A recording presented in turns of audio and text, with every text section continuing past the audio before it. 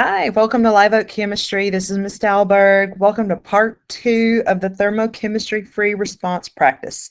So right now we are looking at, this is a question from 1983, and we have been tasked with part A. Write a separate balanced chemical equation for the combustion of each of the following.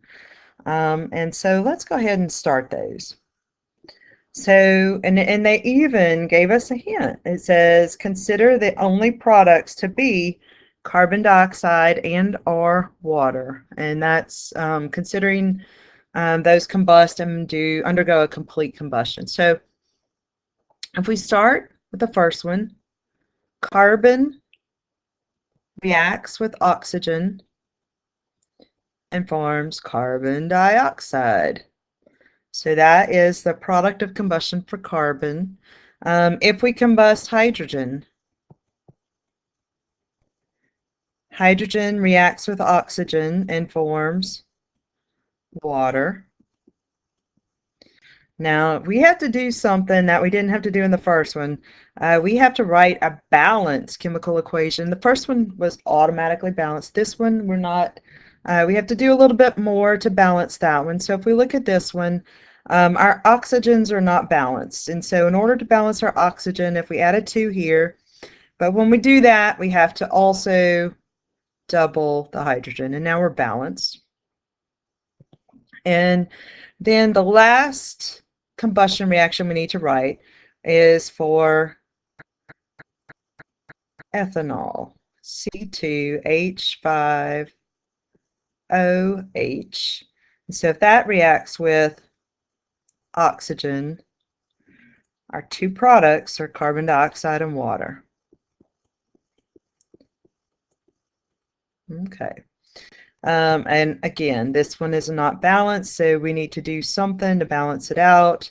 And if we look at that, if I have 2 carbons here and I put a 2 here, the next step would be to balance our hydrogens. And if we have 6 hydrogens here and we add a 3 here, we have 6 hydrogens. But we don't have balanced oxygens. And so if we go back and look at the oxygens, we have, on this side, we have 2 times 2, so we have 4, and 4 plus 3 more, so we have 7 oxygens on the right side.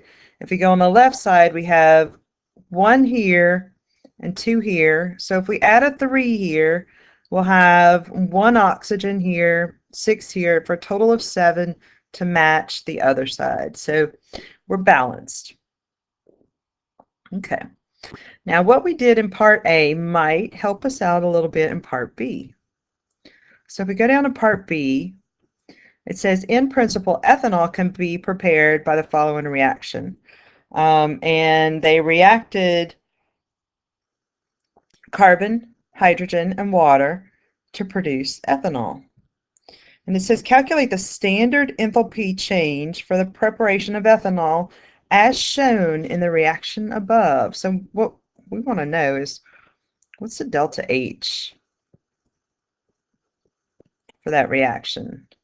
And we're not given a lot of information, but if we go back up here to this table that you're also given, and this little table is kind of a clue. Now, I said part A might help you with part B.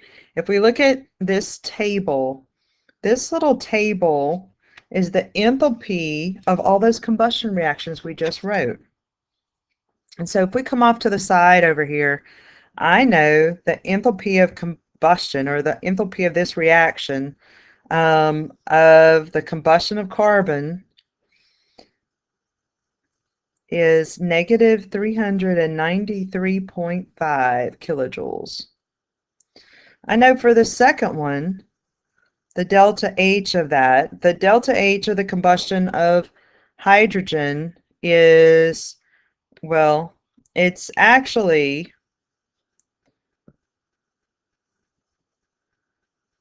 negative 285.8. This is for 1 mole of hydrogen. We have 2.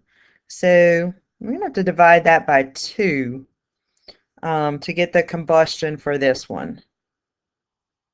Because this is showing 2 moles, or actually multiply it by 2 if we leave that reaction as is. So I'm going to go through, so we can leave this number the same. I'm going to go through and I'm going to take out the 1/2 that I added to balance that. But I still need it balanced. And so in order to balance it, I'm going to add the 1/2 here. And so now it's balanced, but it's balanced in a way that we have 1 mole of hydrogen. And so if we look at that, let's keep on going. If we look at this last one,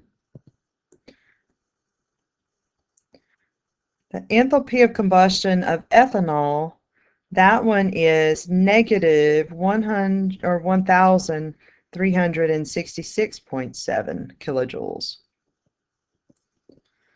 So I have my 3 reactions. I have the delta H's. We are trying to find this reaction. So this is kind of has us set up for Hess's law.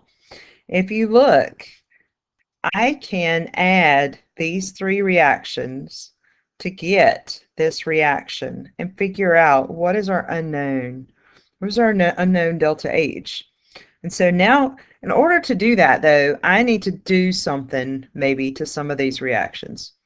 And so I'm going to start looking at this reaction. I have carbon here in the product and the reactants. I like that. That's where I want it. I have hydrogen in the reactants. I like that. That's what I want. And neither one of them has a coefficient I want, but I can take care of that. Water. I have water, but in 2 reactions, but it's in the products and not the reactants, so I'm going to have to do something about that. I also have ethanol, but that one is in the products here, and it's in the reactants here. So I need to start fixing these reactions so that I can add them together. All the things that we don't want, like the oxygens, the carbon dioxides, they just cancel and disappear. And when I add them up, I get this reaction. So let's just go ahead and start with the first reaction. If I see carbon, I'm going to want to multiply this whole reaction by 2 so I can get 2 carbons. And if I do that, I need to multiply, if I double the amounts, I need to double the enthalpy as well. So I'm going to multiply that by 2.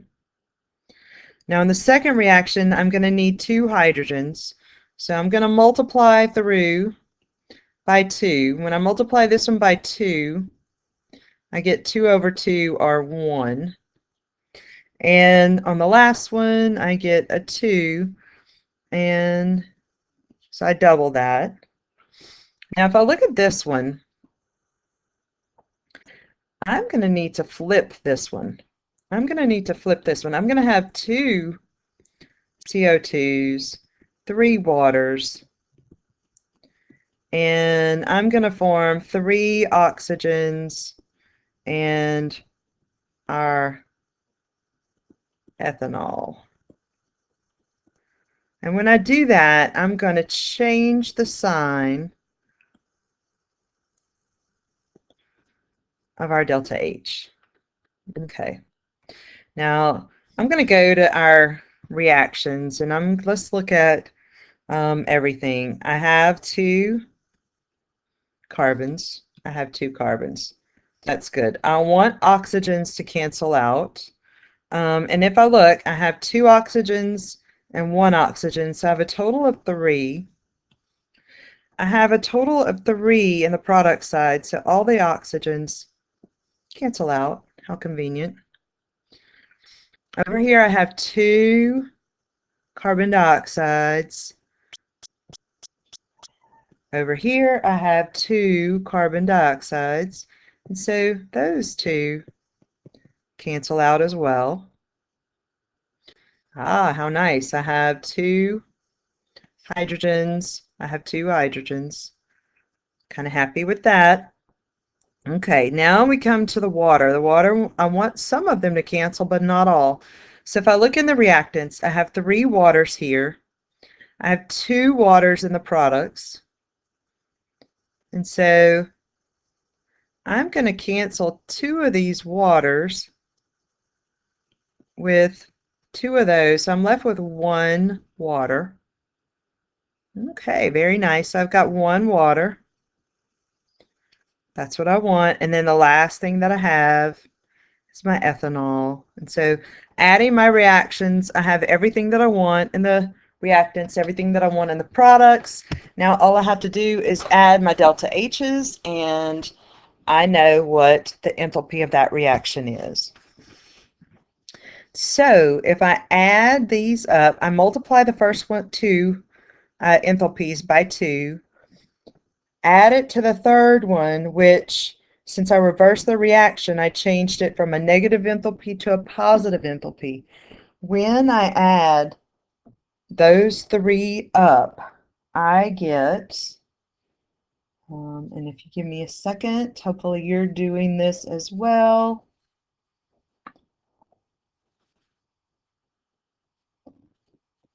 Do you get,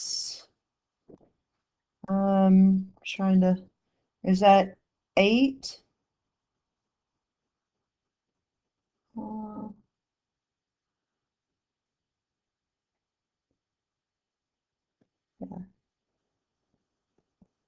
8.1 kilojoules.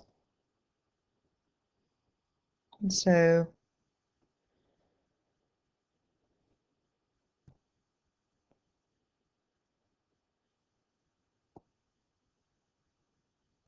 okay.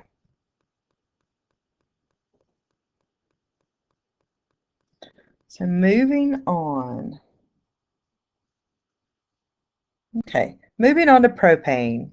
Okay, and this one, we're talking about propane, which is used for cooking. Same thing in your gas grills. It says write a balanced equation for the complete combustion of propane. And they even gave you the products. They didn't have to, but how nice of them. So we have propane, and it's reacting with oxygen when it combusts to form carbon dioxide and water.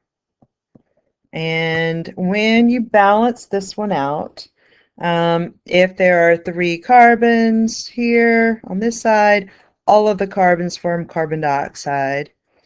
If you look at the hydrogens, all of the hydrogens form water. So if there are 8, we form 4 waters. The last thing that's usually, in excess is the oxygen in a combustion. And so if I look at my products, I have 3 times 2, I have 6 oxygens in this compound. I have 4 in the other, so I must need 10 in my reactants. So, okay. For part B assumes that you know a little bit about gas laws. So there are parts of this you can do if you have had gas laws. Parts of it you can't do until you know gas laws. But I'm going to go ahead and work through this one, and then we'll move on to the next part. But it says calculate the volume of air at 30 degrees Celsius. So we have a temperature. 1 atmosphere. We have a pressure.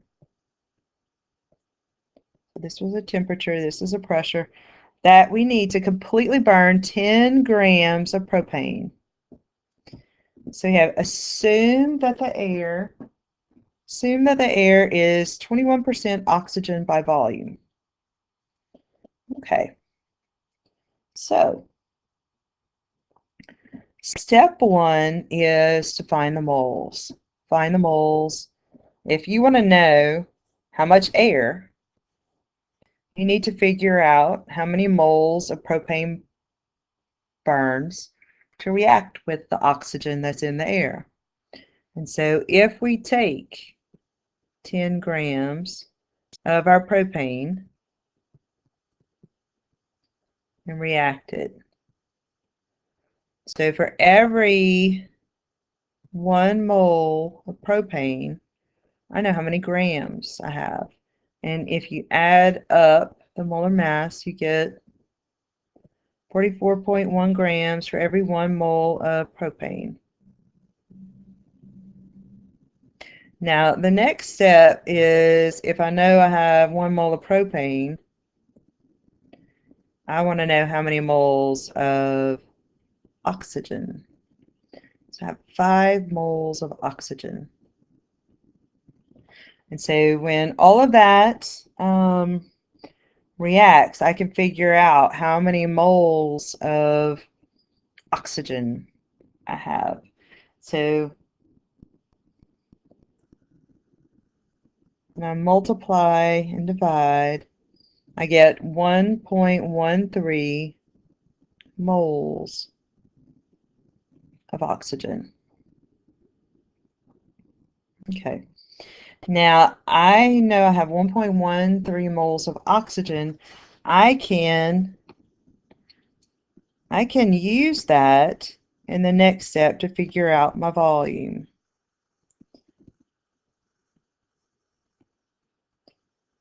My two's kind of funny looking. Okay.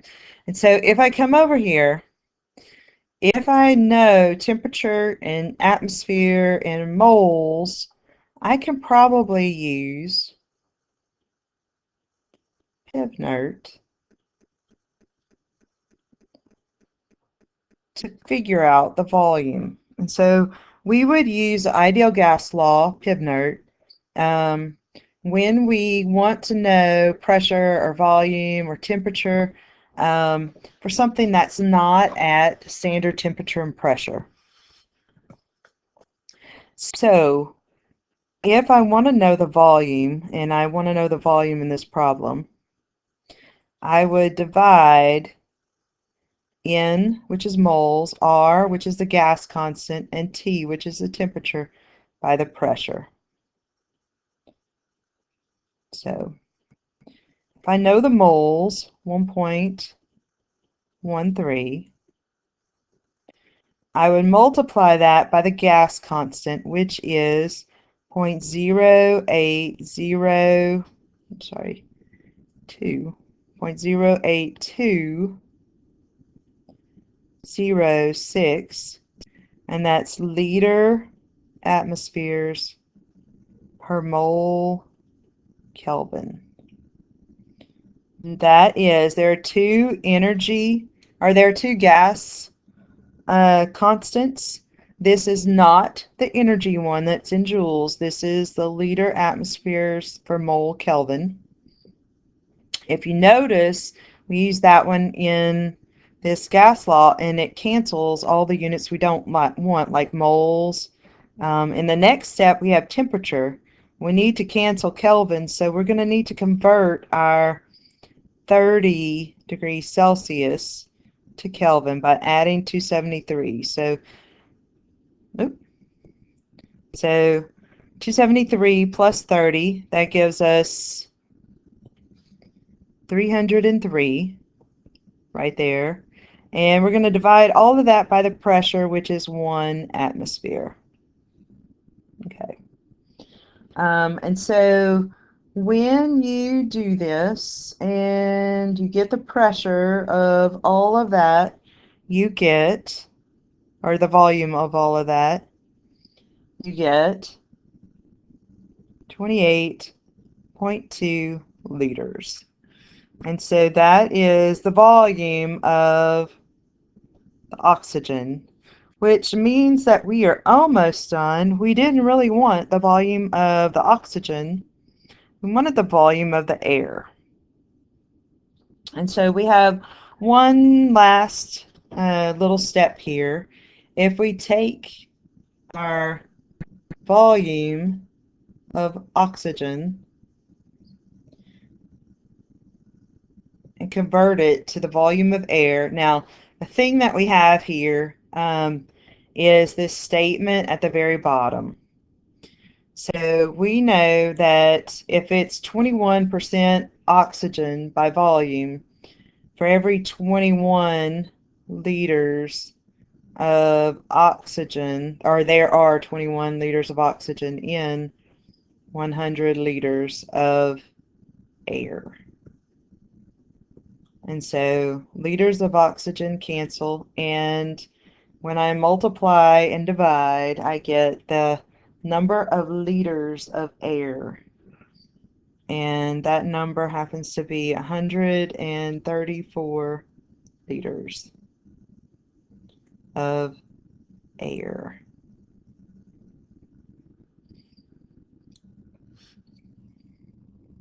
Okay. So the next part is maybe something that deals a little bit more with the stuff we've been doing. And so if we're looking at the next part, we're combusting propane at, and it's giving off 2,220.1 kilojoules for every mole of reaction. And we want to know what's the heat of formation of the propane given if we know that the heat of formation of water is negative 285 and the heat of formation of carbon dioxide is negative 393. Okay. Let's go back up to that reaction and look at that. We want to know what's the heat of formation of propane. We want to know what's the heat of formation of this one. Okay, we know the heat of formation of the water, and we know the heat of formation of the carbon monoxide. We also know that the heat of formation of oxygen is 0. So this is a Hess's law problem. We can use that equation on our formula sheet. That equation on our formula sheet says the enthalpy of a reaction equals the sum of the enthalpies of formation of the products minus the sum of the enthalpies of formation of the reactants. So if we look at that, all we have to do is figure out all of those numbers. And so if we come over here, the delta H of our reaction is given. It is negative 220 or 2,220.1 kilojoules. And that equals the heat of formation of all the products. And so if we go back up to our reaction, one of our products is carbon dioxide. We have 3 of them formed. So for 3 carbon dioxides, and the carbon dioxides, the enthalpies, negative 393.5 kilojoules. Okay, plus the other product is water. So I form 4 waters, and the enthalpies of formation are negative 285.3.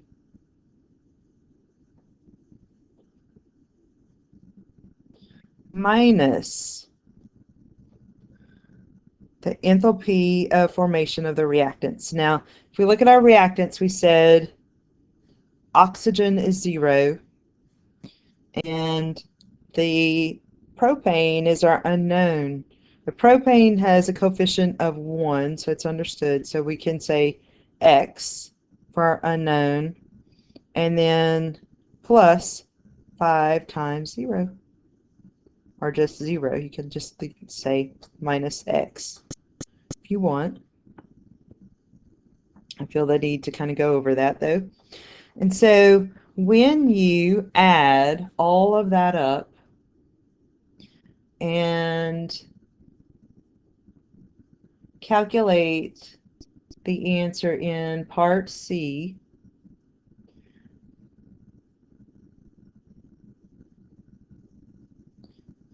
you will get X equals the heat of formation of propane, which is negative 101.6 kilojoules.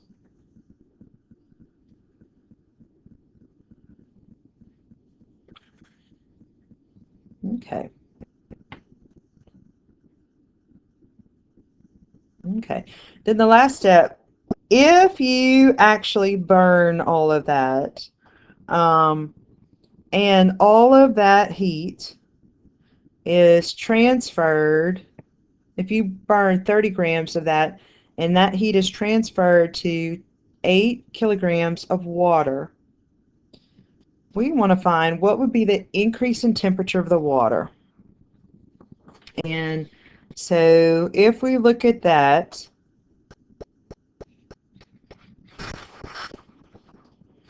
this back on. What's that telling us? So we need to figure out Q. Q for that reaction,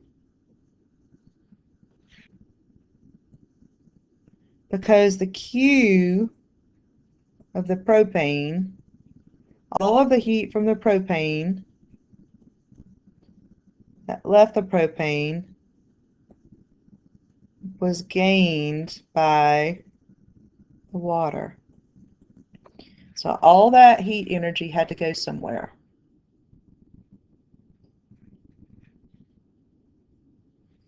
So in order to figure this one out, if we start with our 30 grams of propane,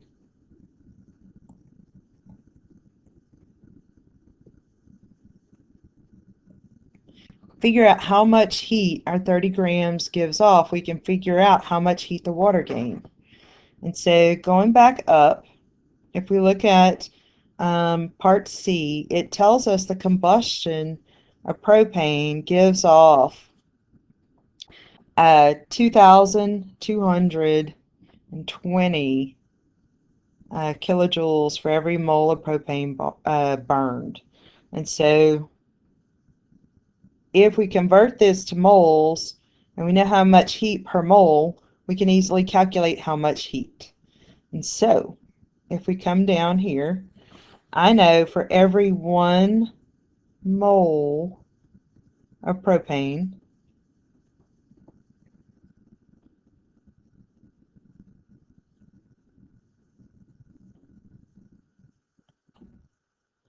there are 44 grams for every 1 mole.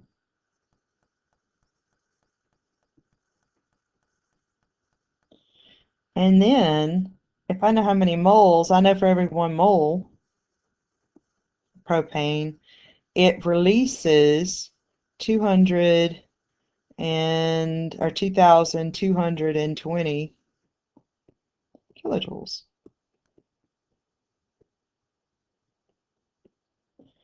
And so, when I multiply and divide and see how much energy is released in that part, I am releasing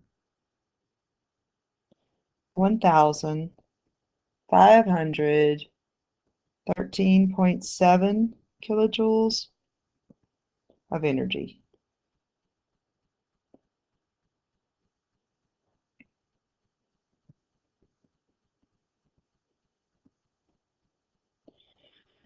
So I also know I am gaining 1,513.7 kilojoules gained by the water. Okay, and I want to know what happens to the water temperature. So the only way I know to calculate that is by using Q equals mc delta T. And I know how much heat is gained by the water. I know 1,513.7 kilojoules is gained. I also, coming back up here, I know that I have 8 kilograms of water.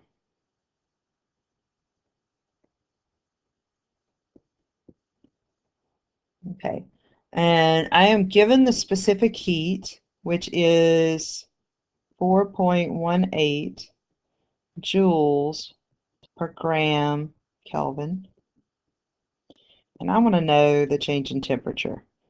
I know, I don't know what it started at, but I don't need to know what the final is. I just need to know what was the change. So I can find delta T. Now, the way I have it set up, I have a little bit of an issue there.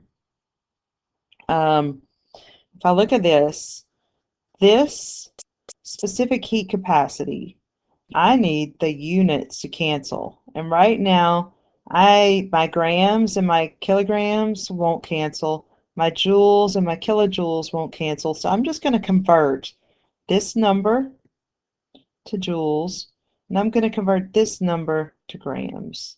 Because I think converting both of those is a little bit easier than converting my specific heat. Then I'm going to solve for delta T. So if I want this in the unit of joules, I need to multiply this by 1,000 because kilojoules is a larger unit, and so I'm going to have more. I'm going to have 1,513,700. I move the decimal 1, 2, 3 joules. And on this side, 8 kilograms is 8,000 grams. I'm going to multiply that by my specific heat of water and solve for delta T. Okay. So when I divide by both sides by 8,000 and I divide by 4.18, I get an answer of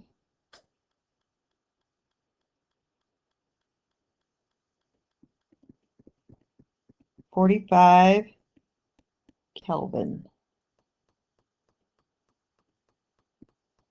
So that water temperature is going to increase by 45 Kelvin or 45 degrees Celsius. Those two are the same thing. So, or the change in Celsius and Kelvin is the same. Okay.